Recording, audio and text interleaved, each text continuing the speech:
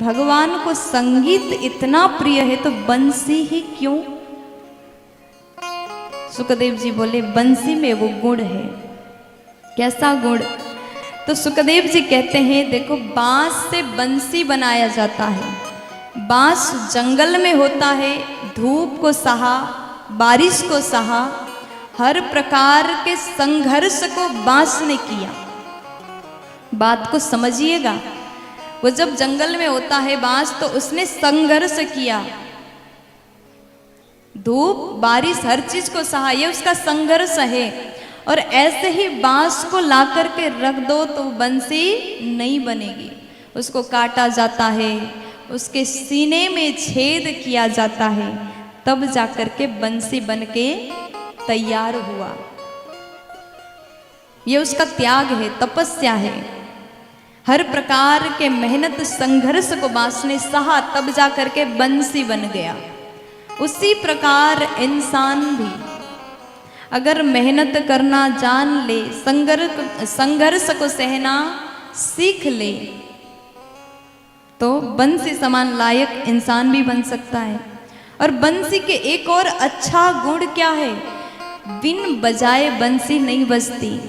आपने कभी देखा है बंसी को ऐसे रख दिया और वो अपने आप बजने लगी? ऐसा होता है? कभी नहीं होता। बिन बजाए नहीं बजती, और जब भी बजे मधुर ही आवाज आती है। लेकिन इंसान को देखो,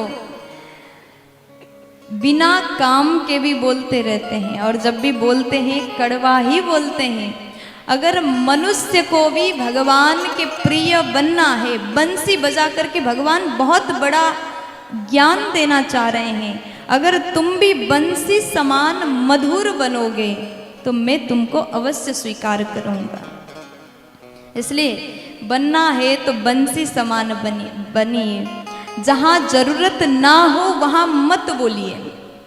जिसकी आदत होती है हर जगह, कहीं कुछ चल रहा है, किसी के बीच में बात हो रही है, लेकिन इंसान की आदत क्या है?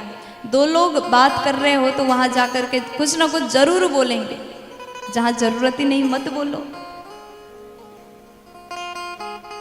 शांत रहना भी बहुत बड़ी कला है, सबके पास नहीं होता। अगर कोई व्यक्ति हर बार हर जगह अपना सुनाता रहता, बोलता रहता है, अप्रिय बोलता है, तो उसके वाणी की कोई वैल्यू नहीं होगी। आपने देखा है बारिश के मौसम में मेंढक खेतों में आवाज करता रहता है, और किसी को भी उसके आवाज प्रिय नहीं होता, प्रिय नहीं लगता, कोई महत्व उसको नहीं देते। उसी प्रकार अधिक अप्रिय बोलने वालों का कदर कहीं भी नहीं होता।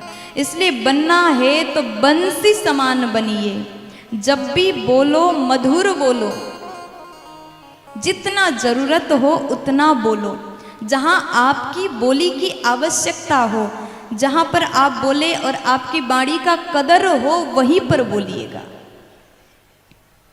लेकिन इंसान कभी सुधरता नहीं, जब भी बोलता है अप्रिय ही बोलता है। कहते हैं कि कभी भी ऐसी वाणी मत बोलिए, आपके बोली द्वारा, आपके मुंह से निकला शब्द द्वारा दूसरों को चोट पहुंचे। अगर आप सच भी बोल रहे हैं लेकिन ये सच कड़वा है तो मत बोलिए, चुप रहिए।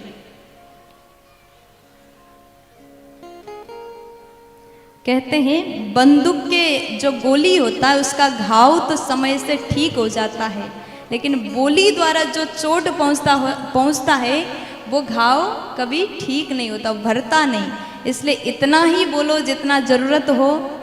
प्रिय बोलने की कोशिश करिए, प्यार से बोलो। इन सब गुण के कारण भगवान ने बंसी को स्वीकारा, बंसी को बजाया।